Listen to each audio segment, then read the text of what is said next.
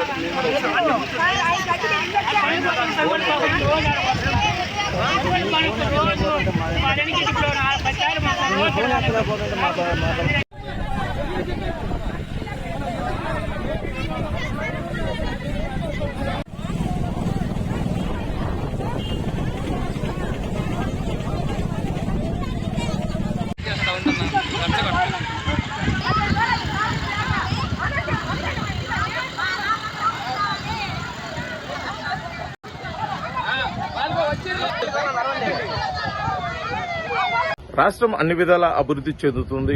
సంవత్సర పాలన పూర్తయిన సందర్భంగా సుపరిపాలనలో ముందడుగు కార్యక్రమం కూడా చేస్తున్న ఈ పరిస్థితుల్లో కూడా తమకు తాగేదాని కోసం గుక్కడి నీళ్లు లేవని చెప్పేసి పొదిలి పట్టణంలోని రామ్నగర్ వాసులు అయితే కూడా దర్శి మార్గంకు వెళ్లే మార్గంలో కూడా ఖాళీ బిందులతో నిరసన తెలియజేస్తున్న పరిస్థితి అయితే కనిపిస్తుంది. ఇది గత కొన్ని సంవత్సరాలుగా ఉన్నటువంటి ఈ సమస్యని శాశ్వత పరిష్కారం చూపించడం కోసం ఎటువంటి అధికారి కానీ పాలకులు కానీ రాని పరిస్థితి మాకైతే కనిపిస్తుందని చెప్పేసి కూడా తమ ఆవేదన వ్యక్తం చేస్తున్నారు.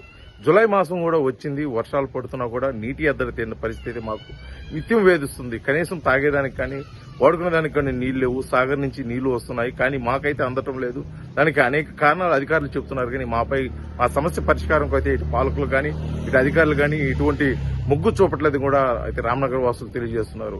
ఓట్లకు వచ్చే పాలకులు అదేవిధంగా తర్వాత వచ్చే అధికారులు తమపై దయ చూపి సమస్యకు శాశ్వత పరిష్కారం చూపాలని చెప్పేసి కూడా పొదిలి పట్టణంలోని రామ్నగర్ వాసులు అయితే తమ ఆవేదన వ్యక్తం చేస్తున్న పరిస్థితి. అసలు వారు ఎటువంటి సమస్యలు ఎదుర్కొంటున్నారు వారు మాట్లాడుతున్నారు. నీళ్లు రాక ఇప్పుడు 11 రోజులు అవుతుంది సార్. ప్రతిసారి ఇట్లాగే నీళ్లు రావట్లేదు అంటారు. ట్యాంకర్లు లేవు, నీళ్లు లేవు, మాకు తాగడానికి నీళ్లు, వాడుకోవడానికి నీళ్లు.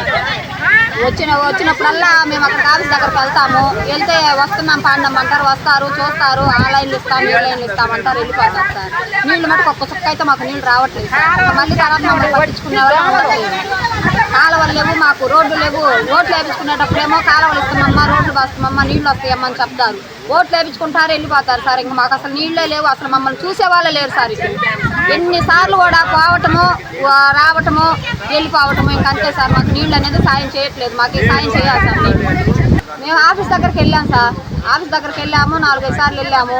ఇదివరకు ఓట్లు వేయించుకుంటారు, వెళ్ళిపోతారు సార్. ఇంకా మాకు అసలు నీళ్లే లేవు, అసలు మమ్మల్ని చూసే వాళ్ళే లేరు సార్. ఇటు ఎన్నిసార్లు కూడా పోవటము రావటము వెళ్ళిపోవటము ఇంకా అంతే సార్. మాకు నీళ్ళు అనేది సాయం చేయట్లేదు. మాకు సాయం చేయాలి సార్.